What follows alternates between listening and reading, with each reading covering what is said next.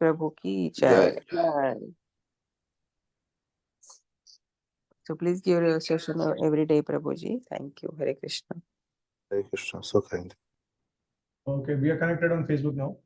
Okay, so today we are so fortunate to have His Grace Prema Rāsa Prabhu from Mumbai, India, and Prabhuji will enlighten on the topic Unknown Glories of Kartik. Hare Krishna. Today we are so fortunate to have His Grace Prema Rāsa Prabhu from Mumbai, India, and Prabhuji will enlighten on topic Unknown Glories of Kartik and Modes of Observation. So please take over the call, Prabhu. Hare Krishna. Thank you. Hare Krishna. Om Ajnanatandasya Jnananjalashalaghaya Chakshurumritam Mena Tasmai Shri Gurave Namah.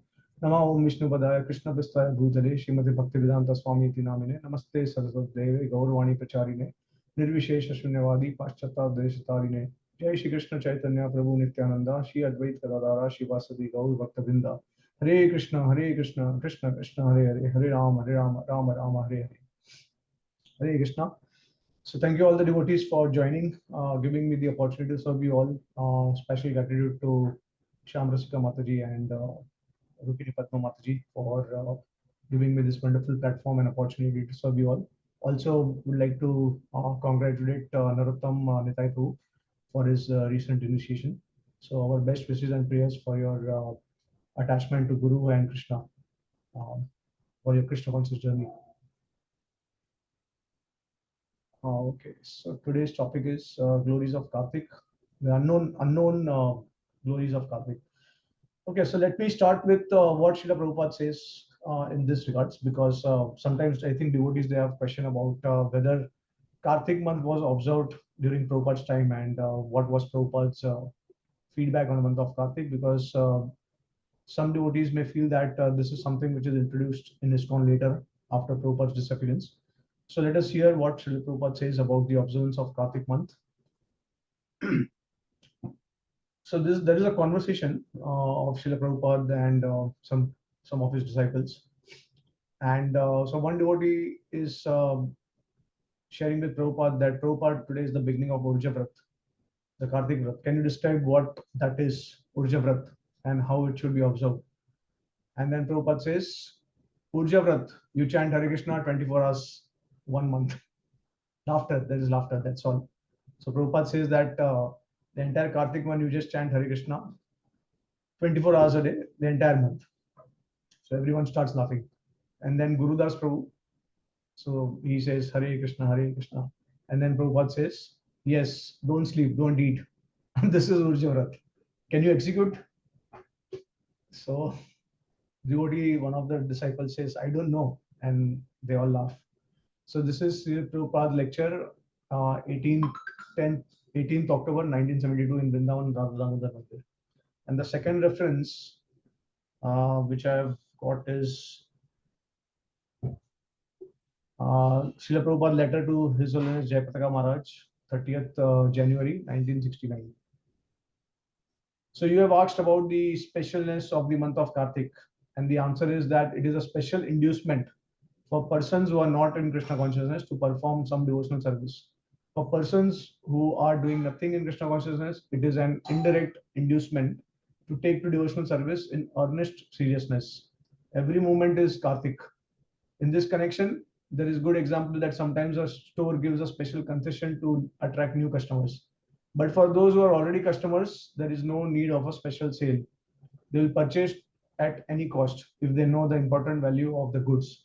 So similarly, those who are pure devotees do not aspire for any concession, and out of spontaneous love try to engage themselves in devotional service 24 hours each day, 365 days every year without any stoppage. So this is Prabhupada's letter to Jayapataka Maharaj.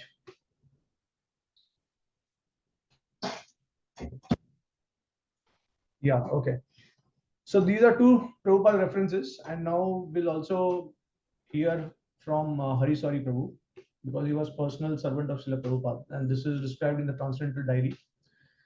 So I think this is also in Vrindavan, Vrindavan Dham, and Hari Sari Prabhu describes that Bhagatji, comes into the kitchen in Prabhupada's back garden every lunchtime to cook Prabhupada's chapatis.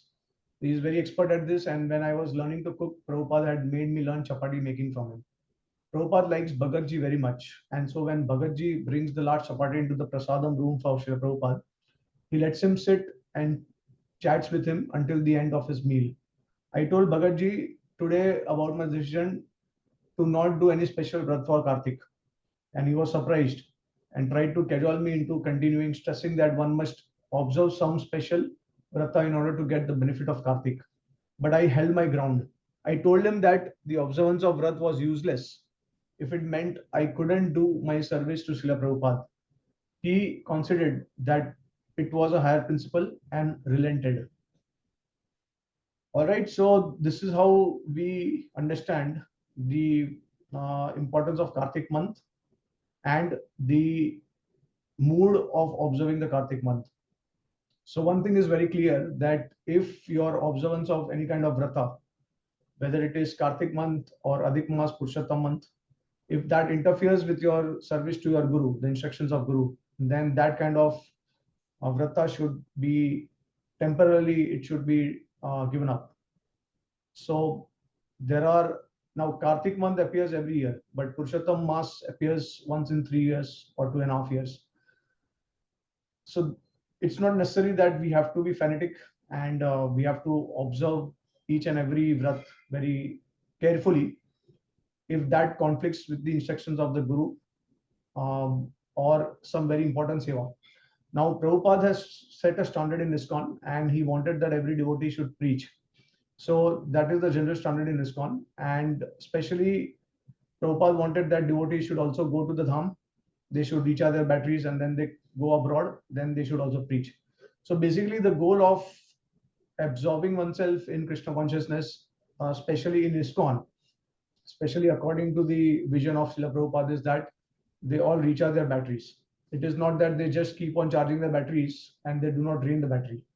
And obviously, what is the use of recharging the batteries if it is not drained? So the entire purpose of charging the battery is to use it so that it can be drained later on. So this is what we have to keep in mind. Prabhupada also wanted that devotees should go to the dhams once or twice in a year, and they should experience the dham, like the mercy of the dham.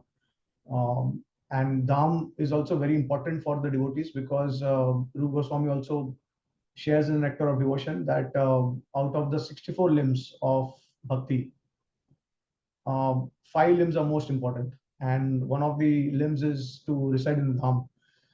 So when we go to dham on such special occasions, then definitely the benefit is very rewarding. It is like multiple times there is benefit to stay in the dham during this special periods like Adhik Mas and Kartik Mas.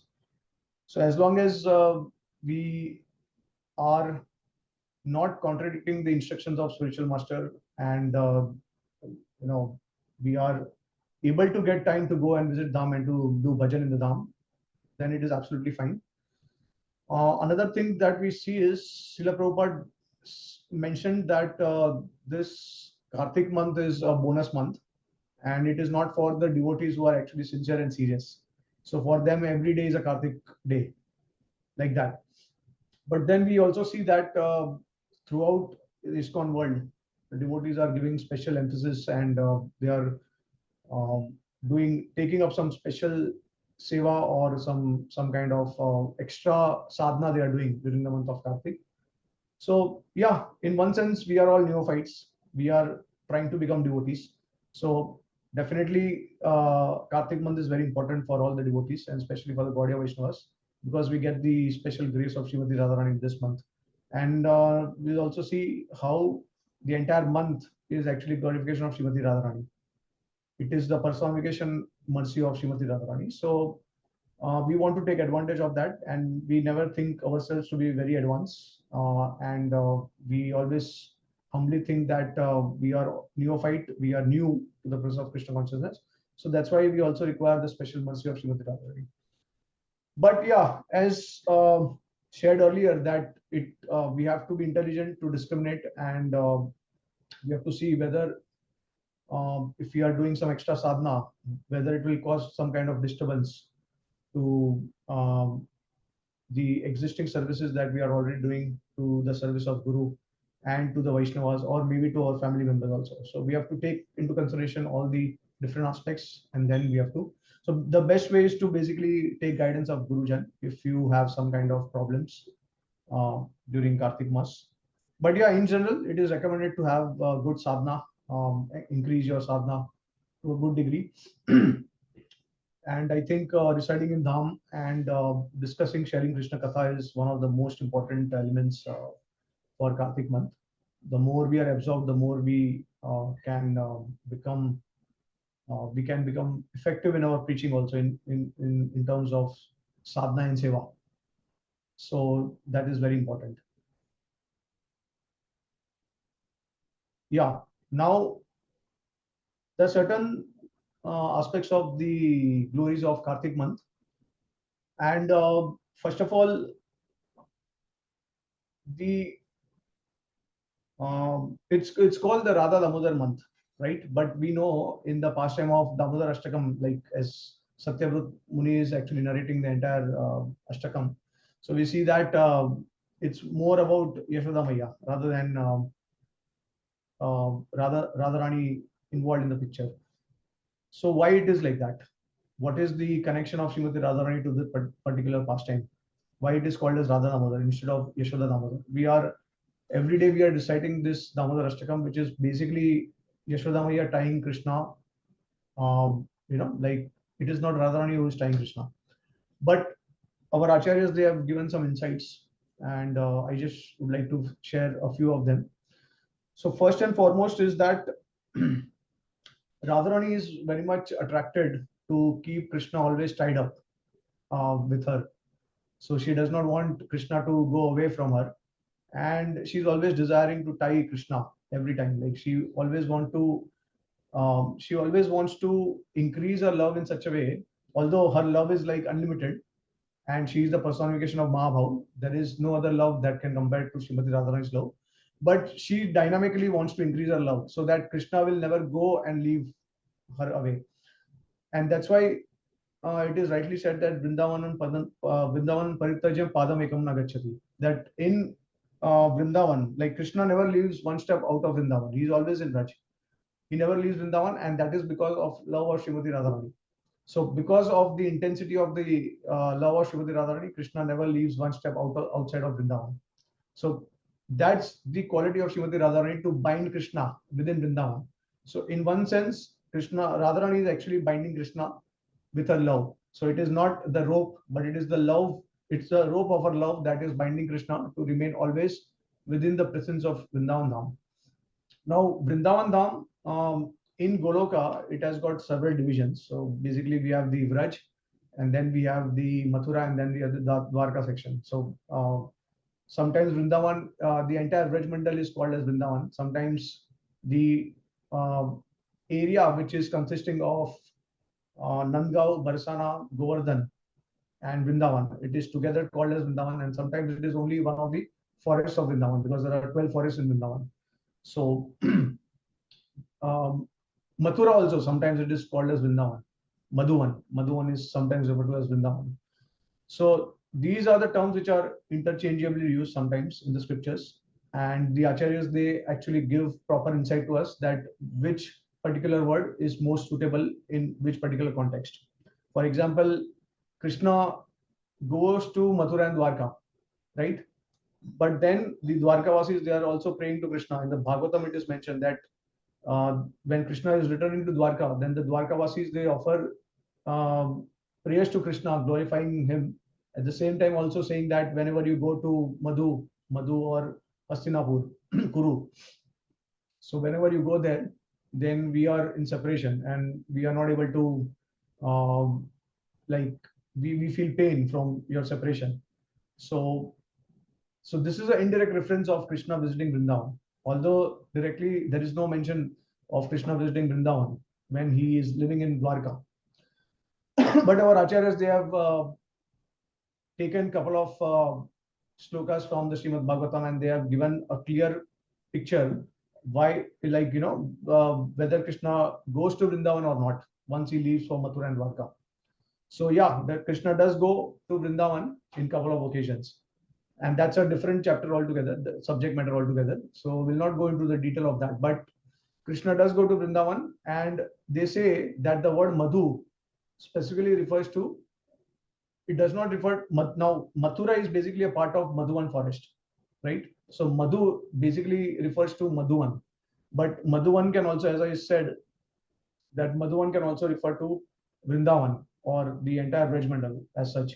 So Madhuvan here can only refer to Vrindavan. Why? Because when Krishna shifted from Mathura to Dwarka, now here the Dwarka Vasis, they are glorifying Krishna. So it was obvious that the Yadus, they are not in Mathura. So Madhuvan cannot refer to Mathura because they've already shifted from Mathura to Dwarka. So they have become aprakat. So although eternally Krishna is living in all the three dhams, and the devotees also living in all the three dhams, but in prakat manifestation is only present in Dwarka, and in aprakat form is present in Vrindavan and Mathura. So Mathura, the prakat forms are not there. That's why there is no chance of Krishna going visiting Mathura, because all these Mathura Vasis, they have shifted to Dwarka. So only possibility of Madhu referring is to Vrindavan. So this is an indirect reference of how Krishna is actually visiting Vrindavan. Anyways, coming to the point. So this is the intensity of love Srimati Radharani feels for Krishna, and Radharani is always so much attracted to the pastime of Yashoda Maya, because Radharani is feeling very, like she thinks that she is the most fallen devotee, and all other devotees, they are very dear to Krishna. So this is the nature of Srimati Radharani's love for Krishna, because she has the highest love for Krishna. That's why she thinks that she's the lowest amongst all the devotees, and that's why Radharani keeps taking inspiration from the different pastimes, leelas of Krishna with his other gopi devotees, or Yashoda Maya, or Nand Maharaj, or Sakhas. So Radharani always takes the essence of the gist of the devotee's devotion. For example, Chaitanya Mahaprabhu also, he appreciated very much the uh, leelas of Dhruv Maharaj and Prahlad Maharaj, and he was reciting all these pastimes 100 times along with Gadadhar Pandit. So now the question is that Chaitanya Mahaprabhu actually was in the mood of a gopi. So how was he reciting the pastimes of Dhruv and Prahlad? Because they are actually in Dasya Bhav. So why Mahaprabhu was giving so much emphasis on the pastimes of Dhruva and Prahlad? So the answer which is given is that because Chaitanya Mahaprabhu was seeing the essence of the determination of Dhruva and Prahlad in all circumstances. So like Dhruv Maharaj, he attained the Lord in 6 months. Although he was 5 years old, he attained the Lord in 6 months. So that was his determination, such a great determination he had. And so similarly, that kind of determination the gopis also aspire because of their humility, because they think that they don't love Krishna, and that's why Krishna has gone away from them. So how do we attain them? So we will try to please Krishna in such a way that he will again appear before us. So that when they worship Krishna, the determination which is required to worship Krishna is exemplified by Dhruv Maharaj. So that determination they are taking from Dhruv Maharaj, and then similarly by Prahlad Maharaj example, they are thinking that in spite of all the difficulties, circumstances, problems, obstacles in one's life, Prahlad was always determined to take shelter of Lord Narasimhadev. So similarly, we can also take shelter of Krishna. So, so drawing some parallels from different pastimes, the gopis, they are absorbing the mood of the devotees, and they think that they can also try to cultivate the same kind of mood and sentiment in order to attain Krishna. So similarly, Srimati Radharani also thinks like that, and that's why uh, out of the many pastimes of Yashoda Maya with Krishna, she is most attached and attracted to this special pastime of Yashoda Maya binding Krishna, because as I said earlier, that Radharani always wants to keep Krishna with herself. She wants to bind Krishna always. So that's why this pastime of binding Yashoda Maya binding Krishna is very special, and it attracts Srimati Radharani also. So that's why this is indirectly connected to Radha Damodar, because this pastime reminds Radharani of binding Krishna and using that kind of determination that Yashoda Maya also demonstrated in this pastime. So, and obviously, this pastime also indicates because Yashoda Maya was completely absorbed in thinking about Krishna, chanting his glories, and singing about Krishna. So, when Yashoda Maya was busy in her activities, that time she was singing. She was singing in the form of poems about Krishna, glorifying Krishna's activities. So that absorption is also exemplified in this particular pastime, and this is what inspires Srimati Radharani also. In fact, our acharyas also say that Yashoda Maya is the only devotee after the gopis who has got the similar type of sentiment of Mahabhav as the gopis, as especially Srimati Radharani. So that's why also this particular pastime is indirectly referred to Radha Damodar. Now, there is a direct reference in the Bhavishya Puran of the Uttarakhand of the Bhavishya Puran, wherein Srimati Radharani directly ties Krishna with uh, with a rope. Okay, and this pastime is there in the Bhavishya Puran because one time what happened is I think it was Diwali day only, and Krishna got late during his rendezvous with Srimati Radharani. So because he got late, Radharani got very upset, and when Krishna arrived, Radharani somehow just quickly started binding him with her rope. With her, some say that it was rope, some say that it was her own, dupatta, or like, what we say, I don't know. But her own cloth, sari cloth, she started binding Krishna with that. And that's how this pastime actually originated. Now, one way we can see is that because of natural compassion of Srimati Radharani, she is giving the entire credit to Yashoda Maya. So although Radharani is the one who actually tied Krishna with rope, okay, but she wants to give the entire credit to Yashoda Maya because that is Srimati Radharani. Radharani always wants to give credit to her Sakhis.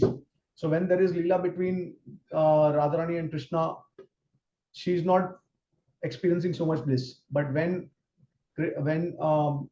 all the manjaris they associate with Krishna directly, that time Radharani experiences a lot of bliss. So this is also there in the Chaitanya Charitamrita. And similarly, the manjaris experiences more bliss in their indirect association rather than their direct association.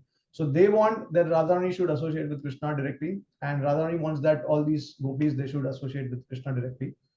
And Radharani wants to take a humble position.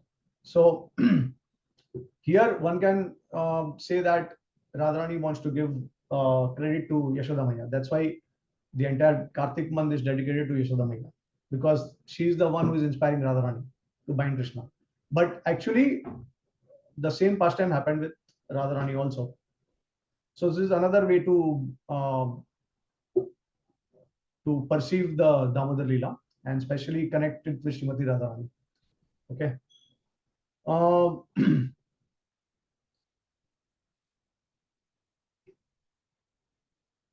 Yeah. Now,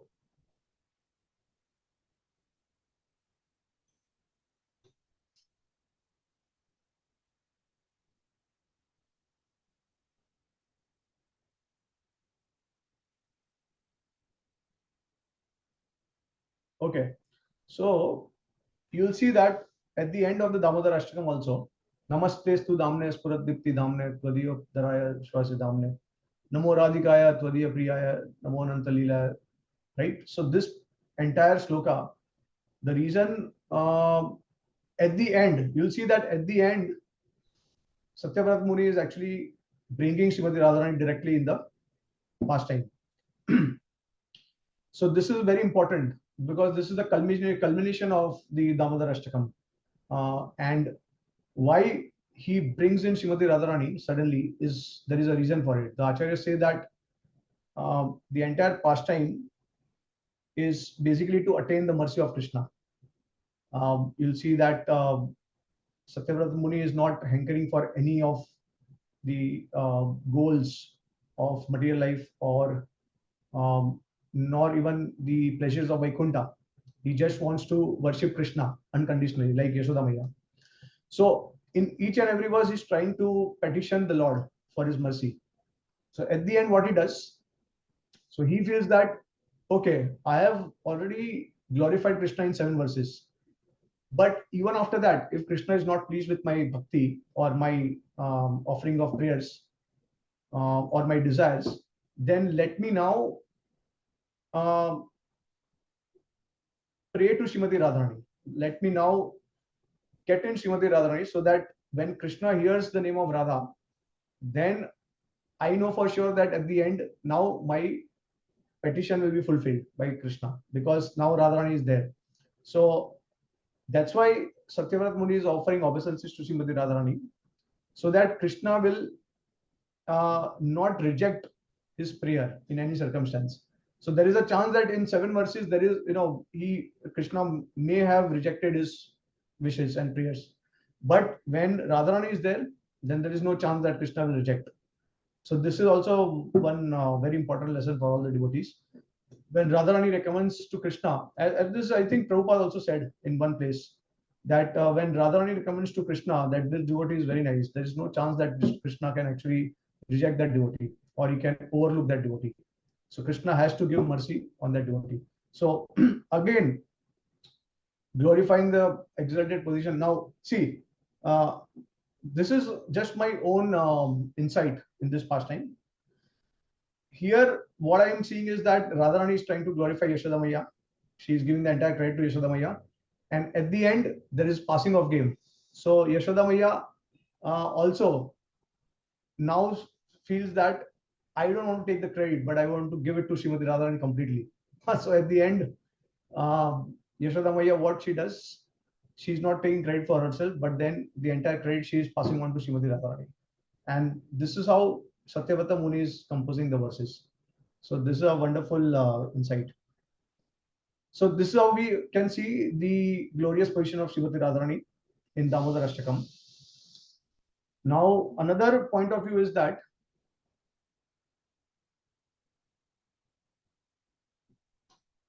so again, this is my personal insight, and as long as our insights they don't contradict the previous acharyas and the tattva, so uh, then our whatever insights we are getting or whatever philosophical speculation we have, that is possible because Krishna is unlimited.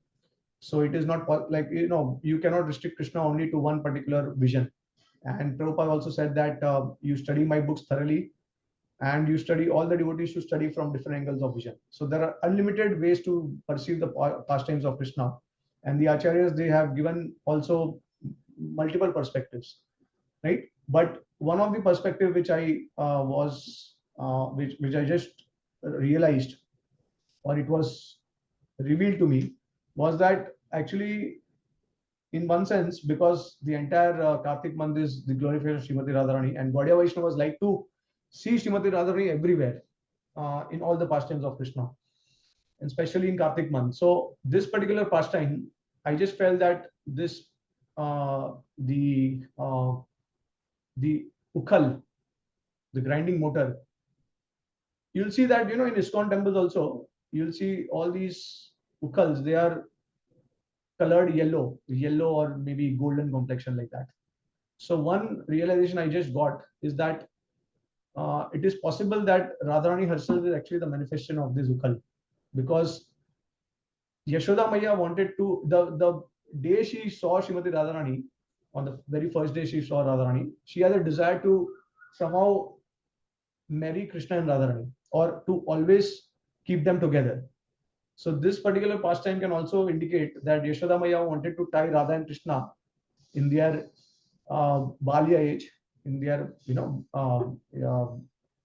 young age, so that they are always connected together. Although, because see, they have got married in one of the Puranas. There is the pastime of Brahma coming down and he's performing the marriage ceremony of Radha and Krishna at Bhandirvan, one of the ones which is ruled by Balramji. This is on the other side of Yamuna.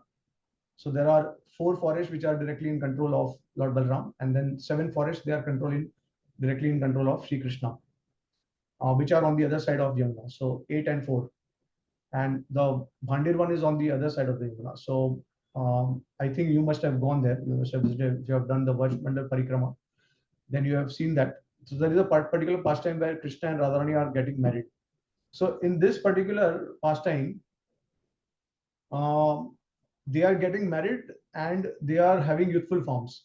But especially when we have childhood forms, so that time marriage and everything is not possible, at least publicly.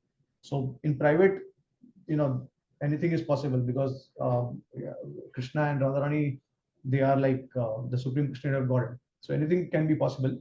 But especially publicly, it is not possible to have marriage in childhood age. So this is I just felt that maybe Radharani came in disguise in the form of Ukhal, and Yashoda Maya also could perceive that, and she tied Krishna and Radharani together so that they can stay forever for a long period of time.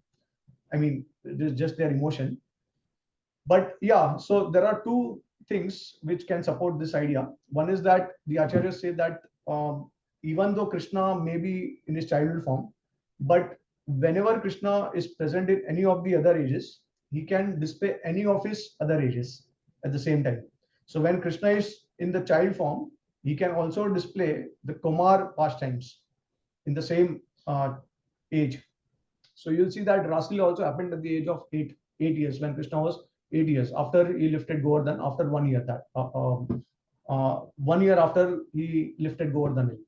So when Krishna lifted Govardhan, he lifted Govardhan at the age of 7, and then after 1 year, at the age of 8, Krishna performed his Raslila pastime. So now the question is that how can a child of 8 years perform Raslila? The acharyas, they say that Krishna actually manifests his Kumar age when he performed the Raslila. So Krishna at any age, he can manifest any of the ages depending on the desire of the devotees and his desire. So here Krishna, at the age of 8, he manifested the age of 16. Now Yovanamcha, right? The eternal form of the Lord, youthful form. But Krishna can also, at the age of 16, he can also manifest the age of 3 years, 4 years, 2 years, like that, depending on the desire of devotees. So anyways, but here also we can perceive that Radharani and Krishna, they are together. So, it is also possible that Radharani may have manifested in the form of Ukhal, and Yashoda Maya is tying them both, perceiving and realizing that. So this is also possible. Now, an entire month of Kartik, it is the glorification of Srimati Radharani.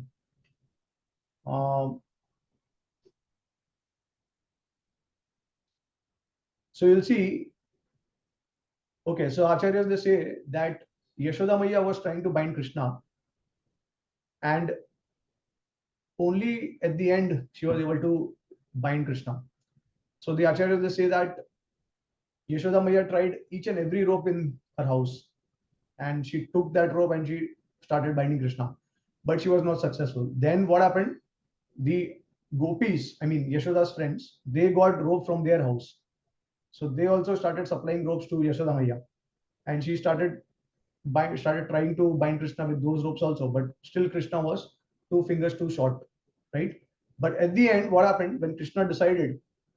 So there was a transcendental competition between Krishna's Leela Shakti and Kripa Shakti, and finally Krishna's Kripa Shakti won, and Krishna gave mercy, allowed Yashoda Maya to tie him up.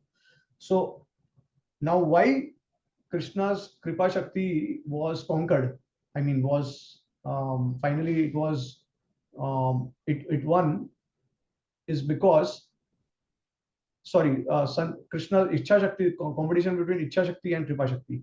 So Krishna's Kripa Shakti won because it is said that Yashoda Maya, the last rope that she somehow got it in her hand, was the same rope that Radharani tied Krishna with.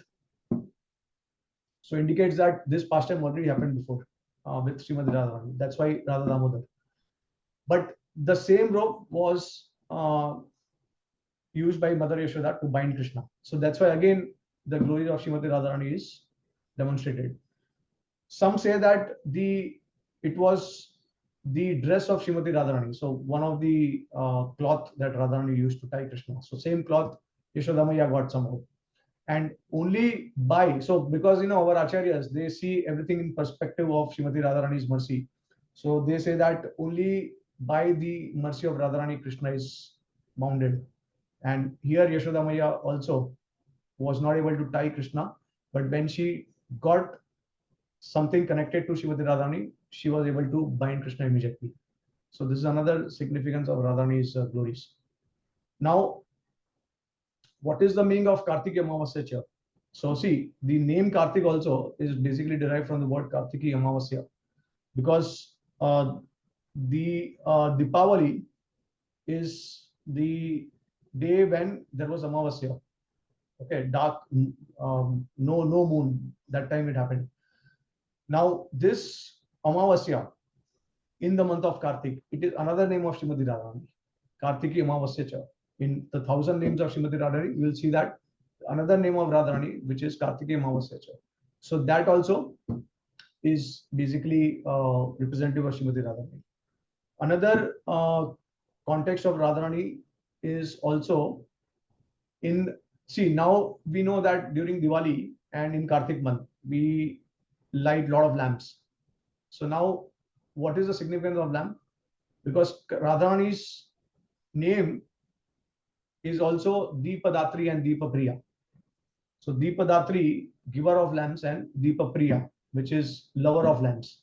So that is also the name of Srimati Radharani. So you'll see that everything reminds us of Srimati Radharani.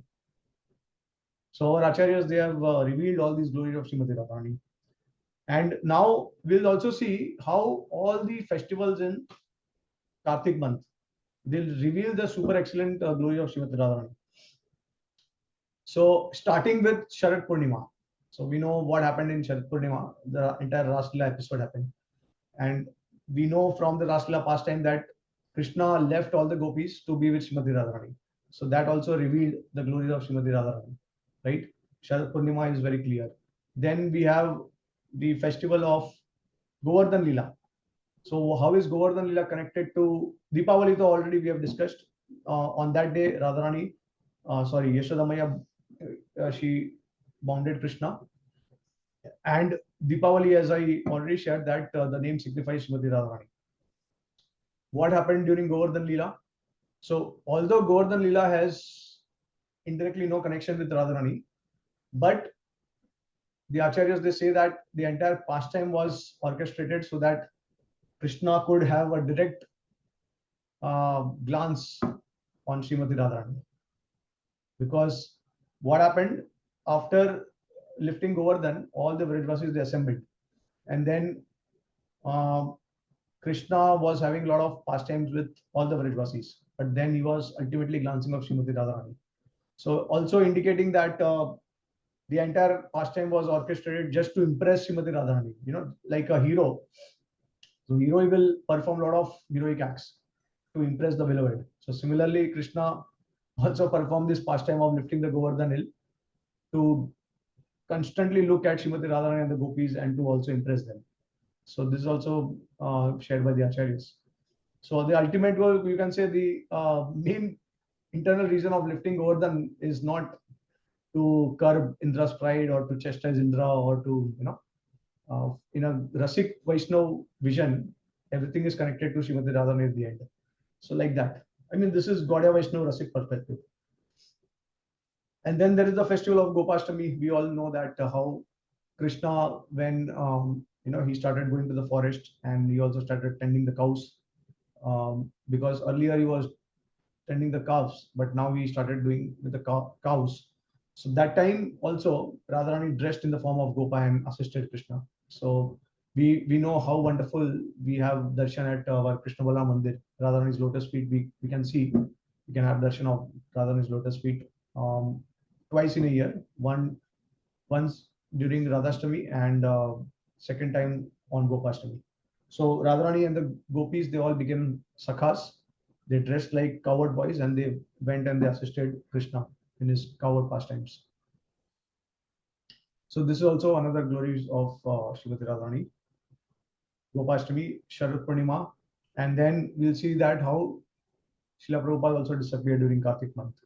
Now, definitely, Srila Prabhupada is the personification of the compassion of Srimati Radharani. We can easily realize that because it is only because of Prabhupada's compassion that we have got unlimited mercy. So the reason we are sharing, we are able to share Krishna Katha, we are able to assemble together. The reason the entire ISKCON movement is existing is all because of Srila Prabhupada's compassion, and that compassion is the personification of Srimati Radharani. You'll see that in the Rasla pastime also. In when Krishna was having the pastimes with the gopis, so that time Krishna disappeared, and then all the gopis united, and they started um, glorifying Krishna. They started chanting the name of Krishna, and they started performing the pastimes of Krishna. So during that period, you'll see there are certain verses in the Bhagavatam, the Gopi Geet, where it is mentioned that this verse is very famous, where they are saying that those who speak about Krishna and they share the knowledge of Krishna with others, they are the most beneficent. So this particular spirit of compassion, that is also originating from Krishna's Ras Leela. So it is so important. That's why Srila Prabhupada emphasized so much on preaching, because the gopis, they have this mood and they want to share the nectar of Krishna Katha with everyone as much as possible, as intensely as possible. So this mood also was represented by Srila Prabhupada, and Srila Prabhupada's life, his example, his compassion, it all uh, reminds us of Srimati Radharani, because she is the highest personification of compassion. So this is how we can understand the glorious position of Radharani, the mood in which we have to worship Kartik month, we have to do our sadhana bhajan, and we have to. So when we talk about the mood, we also, as we began earlier, that the most important mode is that we are humble servants of our Gurujan. And so we should not do something which is contrary to their instructions. And if we have the opportunity, we can definitely increase our sadhana, seva, but it should not conflict with the service of our Gurujan. So the entire month represents compassion, and compassion is another feature of Srimati Radharani, because Kartik is a bonus month. So that's why everything connected to Kartik is connected to Srimati Radharani ultimately. So with this, I would like to end the class. Thank you all the devotees for joining. And if there are any questions or comments, then please feel free to share. Hare Krishna.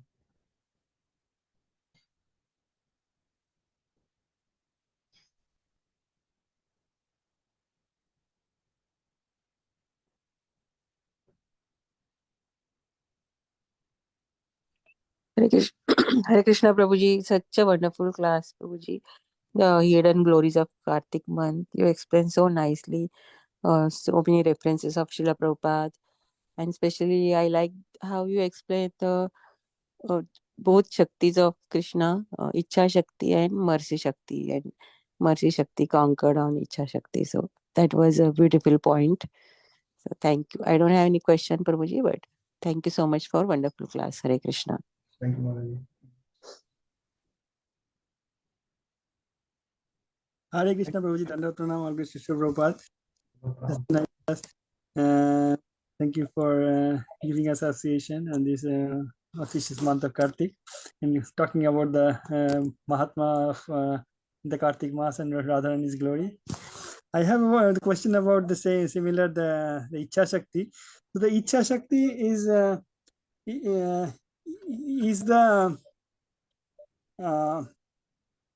I mean Lord's desires is everything, isn't it? So Kripa is also part of the Ichha Shakti, isn't it? Okay, so see, basically there are, I think, around 16 major Shaktis of the Lord. And there is always some kind of competition between them, depending on Krishna's pastime. So which Shakti will win, that is all depending on the pastime. But the Acharya, I think it is Srila Vishwanath Thakur who comments in the Bhagavatam, and he says that Krishna's Kripa Shakti won over his Ichha Shakti. Now, what was his Ichha Shakti? What was his Ichha? What was his desire? So he says that actually Krishna was determined not to give mercy to Yashoda Maya. That was his Ichha. That he was very stubborn about it. but then finally the Kripa Shakti. Now, this is all the arrangement of Yog Maya. So Yog Maya is actually Krishna. See, Krishna is basically controller of everything, right? But in Vrindavan, he allows Yog Maya to control his pastimes. So Yog Maya arranges everything. Which Shakti should proceed over which Shakti, which Shakti should win over which Shakti, that is all decided by Yog Maya, depending on the pastime of Krishna. Obviously, it is the ultimate desire of Krishna only that Yog Maya arranges these kind of things. But yeah, it is given, that service is given to Yog Maya. So Yog Maya is the one who is actually going to decide which Shakti is going to prevail finally. And this Damodar Leela is a personification of, it demonstrates the compassion of Krishna for a devotee. So like it is basically demonstrating the fact that when a devotee tries to attain the Lord using his own strength, then Krishna is not going to be merciful to the devotee. He is not going to bestow his mercy. But when the devotee takes shelter of Krishna's, I mean, in the sense that the devotee takes shelter of Krishna, then only Krishna will bestow his mercy. So by own effort of the devotee can never conquer Krishna. But only when Krishna allows himself to be conquered, then that time he will be willing to bestow mercy. Another lesson we can learn is that Krishna, when we try to approach Krishna directly, we failed. But when we try to approach Krishna through his devotees, then definitely we succeed. So there's also a verse in one of the scriptures which says that even if you try to worship Krishna directly with all perfection, there is no guarantee you'll attain Krishna. But if you worship Krishna through his devotee, in spite of many mistakes, in spite of no perfection, there is a guarantee you will attain Krishna at the end. So these two lessons are learned from the Lord's pastime. Otherwise, the Lord is very stubborn. He will not give mercy unless you seek his mercy. Right? See, there is a difference between the way Buddhists, they worship, they do sadhana, and they feel and they think that everything is karma because they don't believe in God. So everything is void for them. That's why they only put efforts, and everything is dependent on the efforts. This is their principle. But for Vaishnavas, efforts and the Lord's mercy, they are both important. Without efforts, you cannot attain the Lord, and without the Lord's mercy, you cannot attain the Lord, in spite of all your efforts. So like that. Mm-hmm. Hare Krishna, thank you.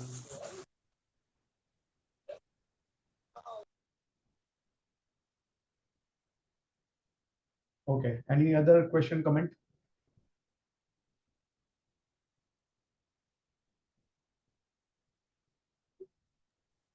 Thank you, Prabhuji. Hare Krishna. Nice and wonderful class with nice examples. Hare Krishna Prabhuji, Mandanak Pranam to you. Shri Prabhupada ki jai, Guru Maharaj ki jai. Thank you so much for enlightening us. And this Damodar month started, and yesterday we had like a class, and that got us into the mood. And now today is like it was the first day in the temple. Now this first day in the day of the week, starting Monday morning. So thank you for enlightening us. And always I've seen one thing about Damodar Leela. It is so magical that there is something new which gets added on to what we have already heard, and that it's very thrilling to the mind. Otherwise, some people will say that it's the same, we've heard it so many years, we've been hearing. But I feel that it's very nice that something new is always added, because devotees are carefully reading the Bhagavatam and other books of Srila Prabhupada and kindly giving us the nectar. So I don't have a question, but thank you once again for your association on this auspicious month, Prabhuji. Hare Krishna. Thank you, Mataji. Yeah, so I think in November, I have a class on 7th November, which is again Kartik month. So that time maybe I can share some more revealing pastimes of Damodar Leela. Because there's so many acharyas that have given commentaries on Damodar Leela. And Sure, Prabhuji, sure. Yeah. So thank you. In fact, last year, I think I had done an entire series on the multiple commentaries of Acharyas for the entire Damodar Leela, which is Mother Yashoda binding Krishna and Krishna delivering Nalukuvera and Manikriva. So all the commentaries of all the Acharyas that we have in record, I had shared all that commentaries. It's there on my YouTube channel also. So maybe I can share something from that next time.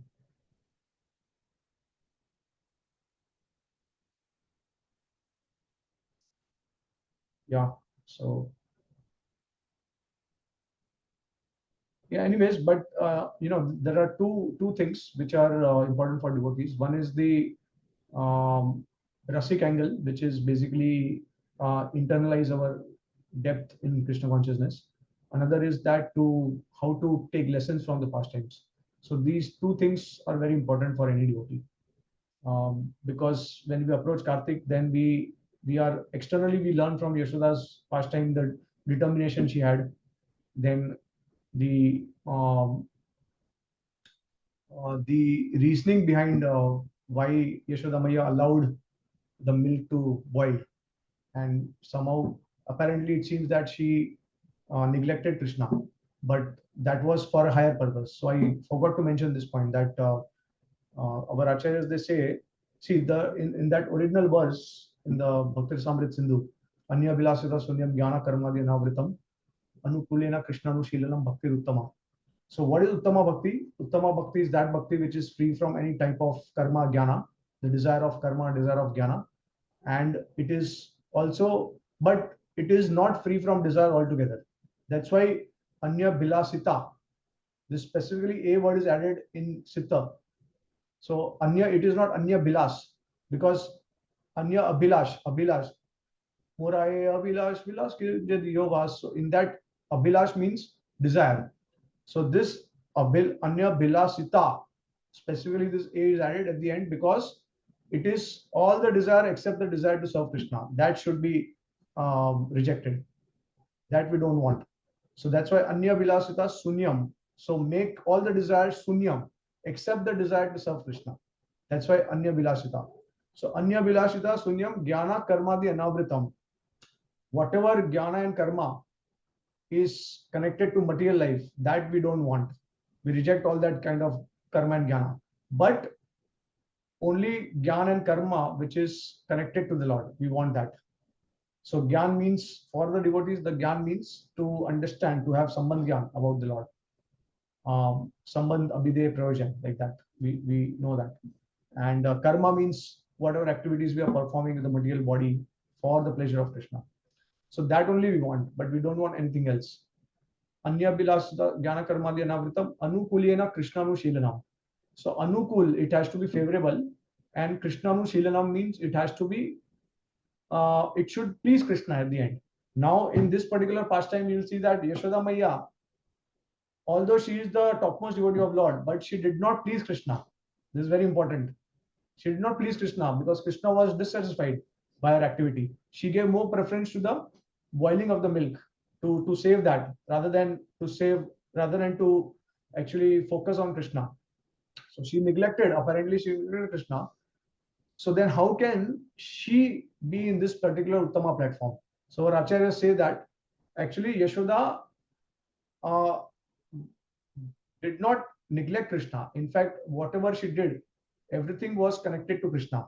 So the milk which was boiling, it was meant for Krishna's pleasure ultimately. So that's why things connected directly to Krishna or things indirectly connected to Krishna, they are on the same platform.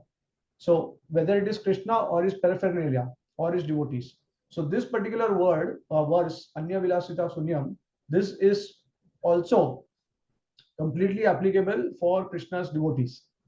So not just for Krishna, but for Krishna's devotees also. Same thing. So if you desire to serve Krishna's devotees with that same kind of bhav mood, then you will also at the stage of Uttama Bhakti. And things connected to Krishna, which means that his paraphernalia, like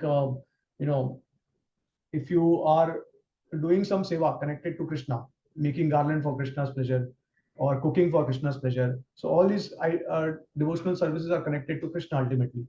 So That's why Yashoda Maya, her case is considered to be on the level of Uttama Bhakti.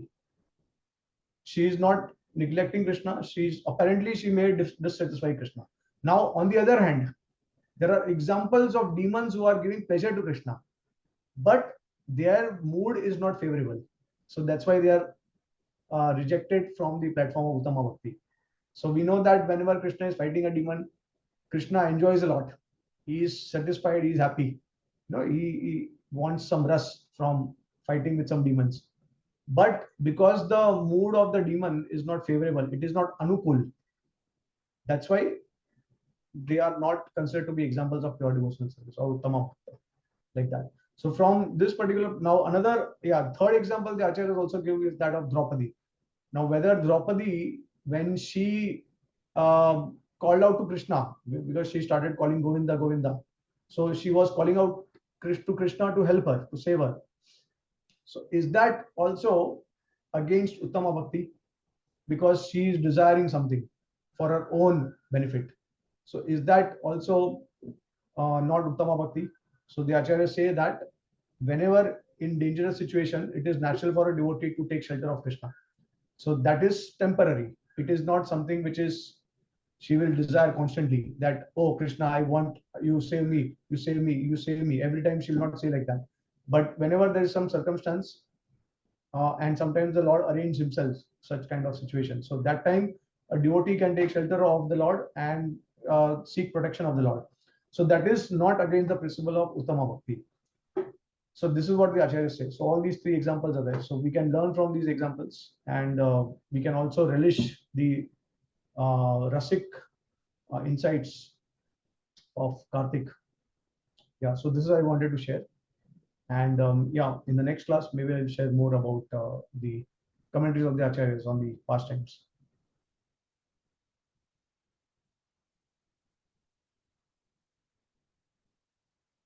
Okay, any final question or comment?